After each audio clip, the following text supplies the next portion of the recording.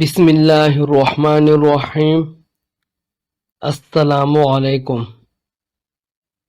آج ہم آپ کو جو کہانی سنانے جا رہے ہیں اس کا نام ہے پاپا کی پری۔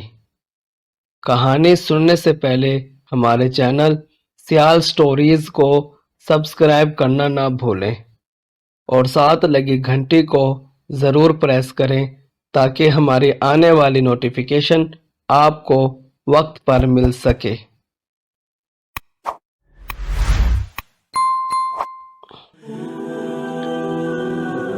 ہم آپ کو اپنے چینل سیال سٹوریز میں خوش آمدید کہتے ہیں۔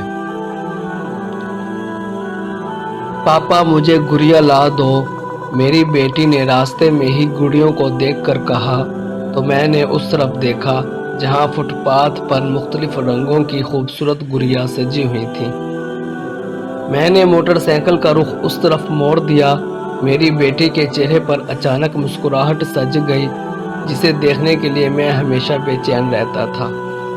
اس کی مسکراہٹ میرے جینے کا سہارا تھی۔ دیکھو بیٹا، کون سی گڑیا آپ کو پسند ہے؟ میں اسے فٹ پاتھ کے قریب لے جا کر بولا تو اس نے ادھر نظر دوڑائی۔ آخر ایک گڑیا اسے پسند آ ہی گئی۔ پاپا یہ والی۔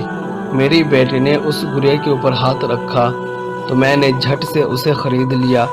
اس کے چہرے پر مزید خوشی نکھر گئی۔ پاپا میں بھی آپ کی گڑیا ہوں نا؟ راستے میں ہی اس نے عجیب سا سوال کر دیا۔ ہاں بیٹا، کیوں نہیں، تم بھی میری گڑیا ہو، میں نے جواب دیا۔ اس دوران گھر آ گیا۔ میں نے موٹر سائیکل سائیڈ پر کھڑی کی اور اپنی گڑیا کو اٹھا کر اندر چل پڑا۔ میری بیٹی کی گڑیا اس کے ہاتھ میں تھی۔ دیکھو مما، پاپا نے مجھے گڑیا لا دی، دیکھو کتنی پیاری ہے۔ وہ اپنی ماں کو گڑیا دکھاتے ہوئے خوشی سے جھوم کر بولی۔ اس کی ماں نے بھی خوشی کا اظہار کیا۔ اس کے بعد ہم کھانا کھانے لگے۔ کھانا کھانے کے بعد وہ خوشی سے اپنی گڑیا کے ساتھ کھیلنے لگی۔ تھوڑی دیر بعد مجھے میرے ایک دوست کی کال آ گئی۔ اس کے بیٹے کی طبیعت بہت خراب تھی، بیچارہ بہت غریب آدمی تھا۔ اس کو ہر وقت میری مدد کی ضرورت رہتی تھی۔ اس کے پاس کوئی سواری نہیں تھی، اس لیے کہیں آنے جانے کے لیے وہ مجھے ہی زحمت دیتا۔ ویسے وہ مجبوری کے وقت ہی مجھے تکلیف دیتا تھا، میں خوشی سے اس کا کام کر دیتا۔ اب اس کے بیٹے کی طبیعت خراب تھی تو وہ مجھے کہہ رہا تھا کہ میں موٹر سائیکل لے کر آؤں اور اس کے ساتھ اس کے بیٹے کو ہسپتال لے چلوں۔ میں نے جلدی سے موٹر سائیکل نکالی اور فوراً اپنے دوست کے گھر چلا گیا۔ اس کے چہرے پر مسکراہٹ دیکھ کر مجھے خوشی ہوئی۔ میں جانتا تھا کہ اصل عبادت تو یہ ہے کہ آدمی کے کام آئے۔ مشکل وقت میں کسی کی مدد کرنے کا ثواب کتنا ہوتا ہے یہ کوئی بھی نہیں جانتا۔ ہسپتال سے فارغ ہو کر میں گھر واپس آ گیا تھا۔ میرے دوست کے بیٹے کی طبیعت اب بالکل ٹھیک تھی۔ جیسے ہی میں گھر واپس آیا میری گڑیا میرے انتظار میں جاگ رہی تھی۔ رات کے 11 بج رہے تھے۔ مجھے دیکھتے ہی وہ فوراً مجھ سے لپٹ گئی۔ پاپا میں نے اپنی گڑیا کو سلا دیا ہے لیکن آپ کی گڑیا کو آپ کے بغیر نیند نہیں آ رہی۔ میں نے جھٹ پٹ اسے اپنی باہوں میں لے لیا اور اسے پیار کرنے لگا۔ تھوڑی دیر بعد وہ سو گئی۔ پاپا مجھے یہ ڈاکٹر کے سامان والا کھلونا لا دو، میری گڑیا کبھی کبھی بیمار ہو جاتی ہے تو میں اس کا علاج کروں گی۔